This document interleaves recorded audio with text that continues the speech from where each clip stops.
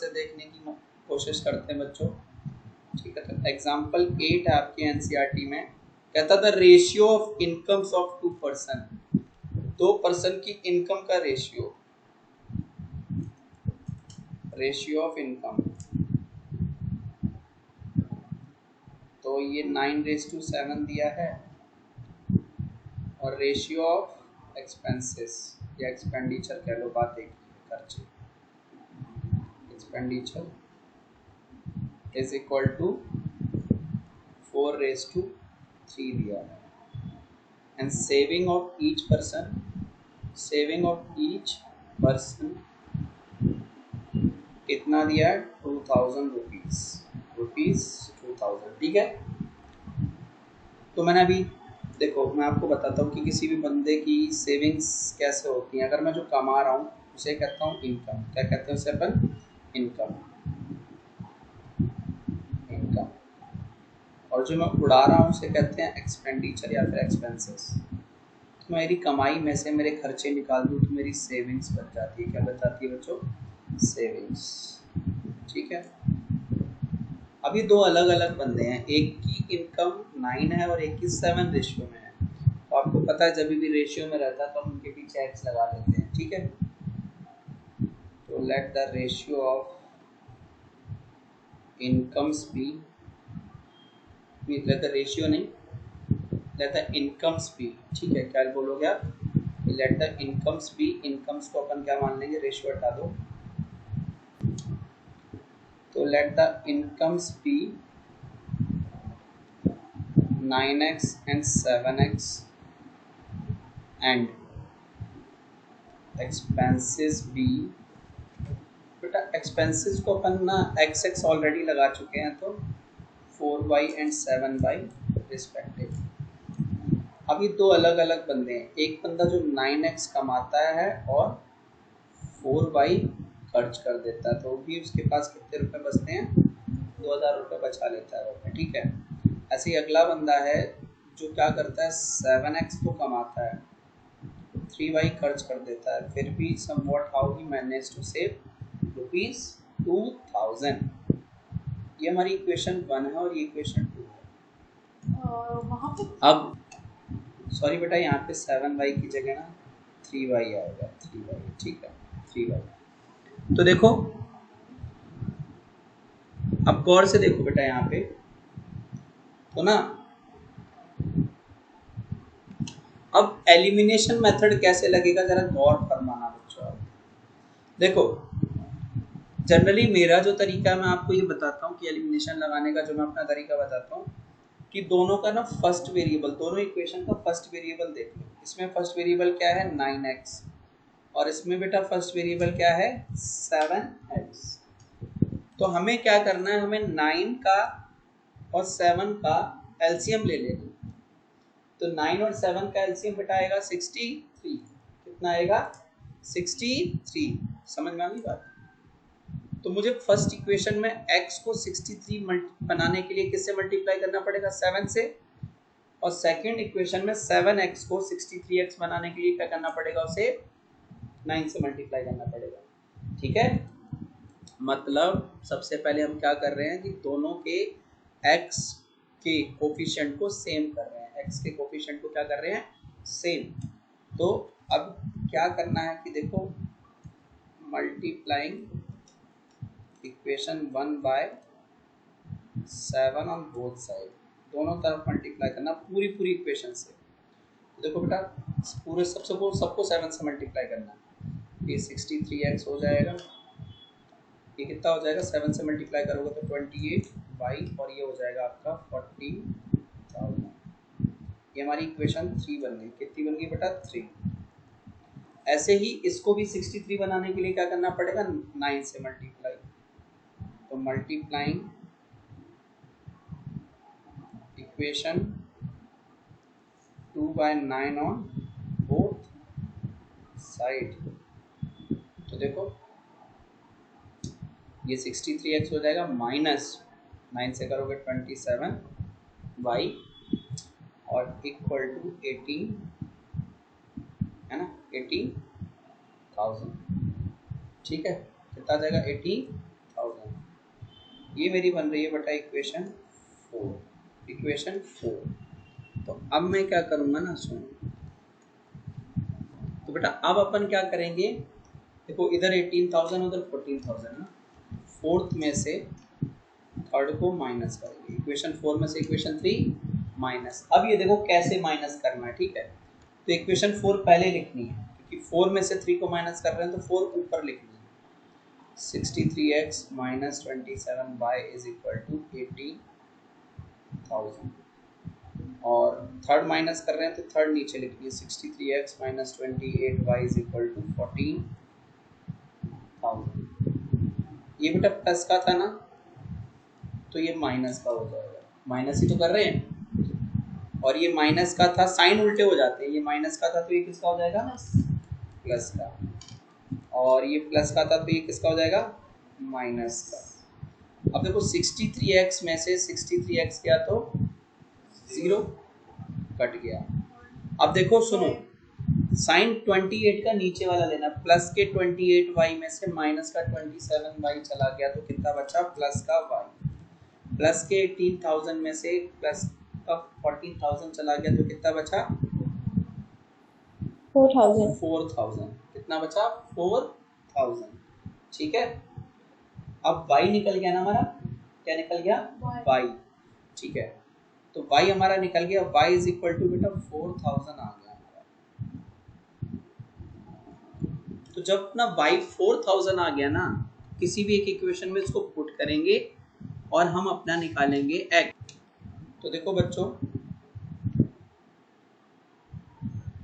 Putting y is equal to 4,000 in equation 1, तो 9x minus 4 into 4,000 is equal to 2,000, ठीक है। तो देखो बेटा 9x minus 16,000 is equal to 2,000, ठीक है। ये उधर चला जाएगा,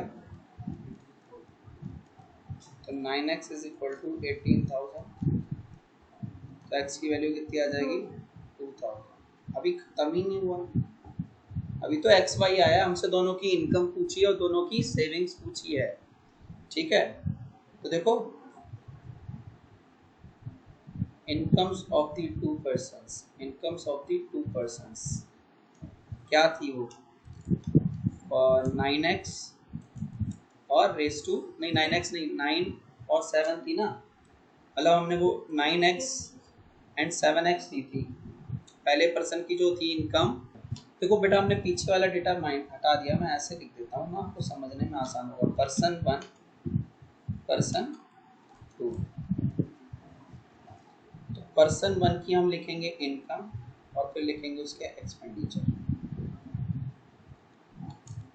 तो पर्सन 1 की इनकम थी 9x, है ना, जो कि 9 इंटू 2,000 हो जाएगी, यानी ₹80,000।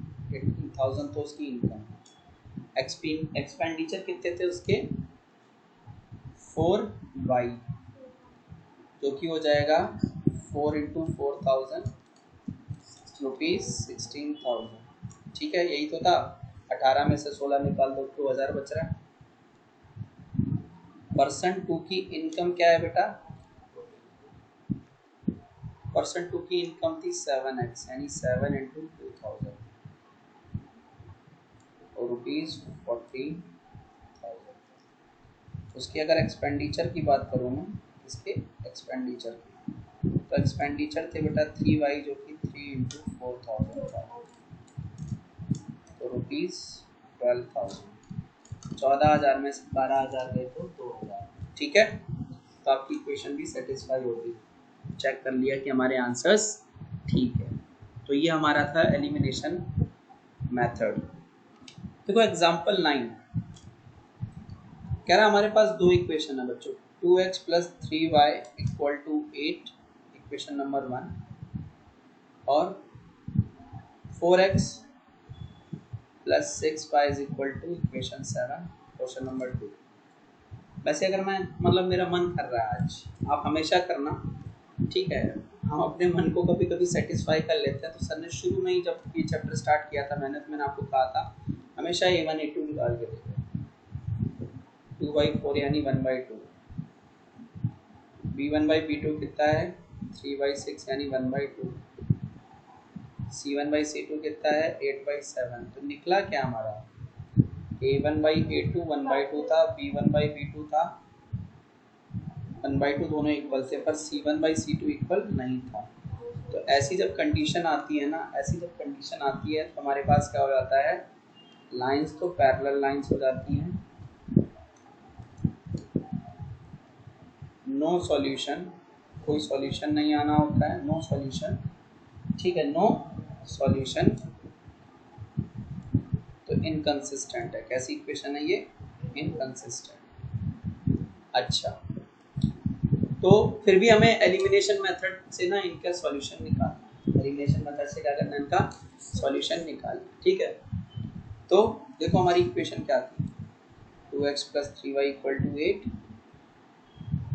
और 4x + 6y = 7, यही थी ना।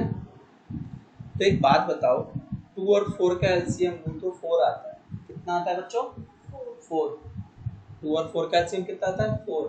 तो इक्वेशन 2 जो है ये वाली, ऑलरेडी 4 है, और इक्वेशन 1 में 4 नहीं है। तो इक्वेशन 2 को किससे, 1 को किससे मल्टीप्लाई करो कि वो 4 बन जाए, 2 से।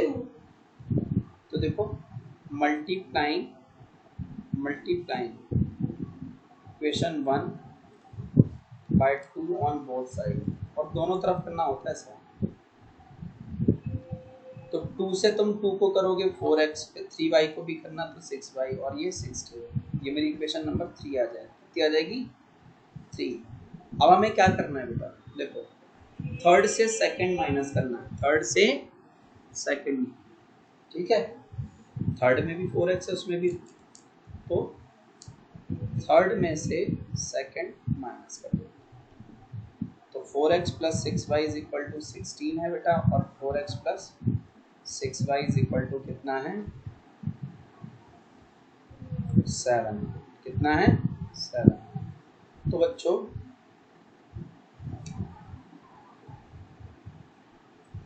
ये प्लस का था तो ये माइनस का हो जाएगा, ये प्लस का था तो माइनस का, ये प्लस का था तो माइनस का, ये पूरा तो कट के 0 बचा, और उधर क्या बचा, 9, ठीक है। हमारे पास आ रहा है 0 = 9, which is a false statement, और जब मैंने आपको बोल रखा था कि अगर स्टेटमेंट बेटा फॉल्स होती है ना तो नो सॉल्यूशन होता है। So the following pair of linear equations have no solution, इनका कोई सॉल्यूशन नहीं होगा, ठीक है। आई होप सभी को क्लियर हो गया होगा। बेटा आपको पता है 2 डिजिट नंबर कैसा होता है, तो मैं आज आपको सिखाता हूँ कि एक 2 डिजिट नंबर कैसा होता है, ठीक है।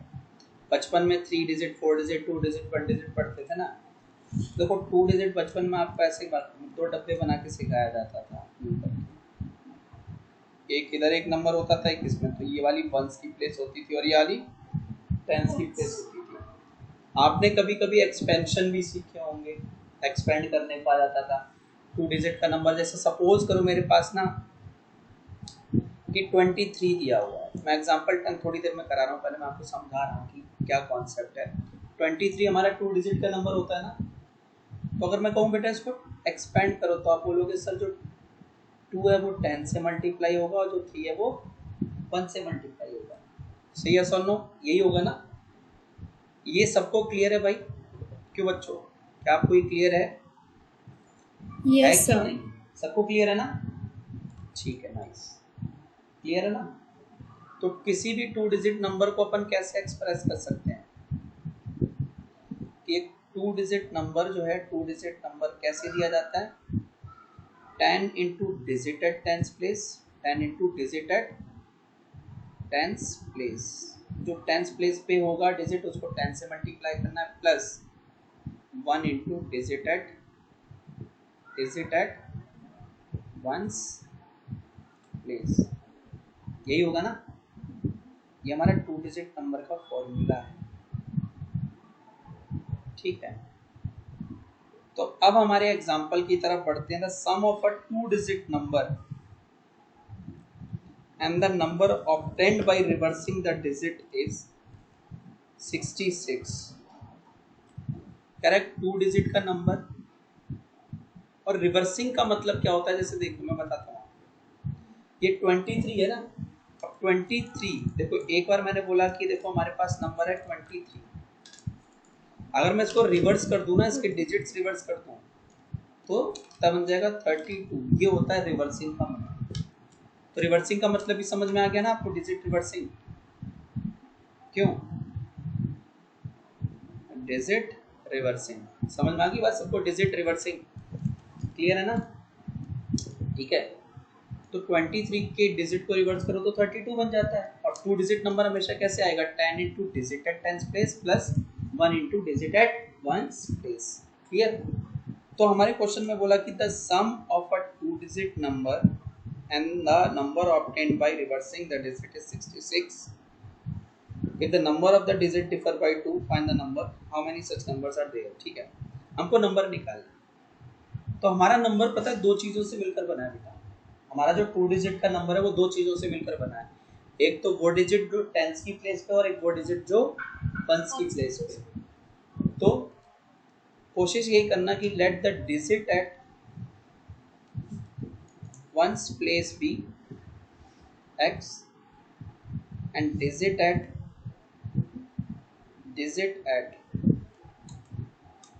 tens place be y respectively।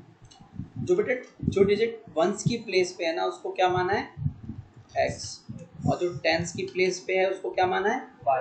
ठीक है, तो हमारा ओरिजिनल नंबर क्या होगा, ओरिजिनल नंबर, तो आप बोलोगे सर जो ओरिजिनल नंबर है वो 10 इंटू वाई हो जाएगा, 10 इंटू वाई। क्यों, क्योंकि जो y है ना वो टेंस की प्लेस पे है, प्लस 1 इंटू एक्स। क्यों, क्योंकि x किसकी प्लेस पे है, वंस की प्लेस पे है। तो हमारा ओरिजिनल नंबर अगर मैं आपको निकाल के दूँ तो 10 बाई प्लस एक्स बना। किसी को कोई दिक्कत नहीं। After reversing the digit, after reversing the digit, आप जब डिजिट रिवर्स कर दोगे तो आपको एक नया नंबर मिलेगा, न्यू नंबर। अब क्या हो जाएगा, टेंस को पहले हमने बाई से मल्टीप्लाई किया था, डिजिट रिवर्स हो गया तो अब 10 किससे मल्टीप्लाई होगा, x, और 1 किससे मल्टीप्लाई होगा, y से।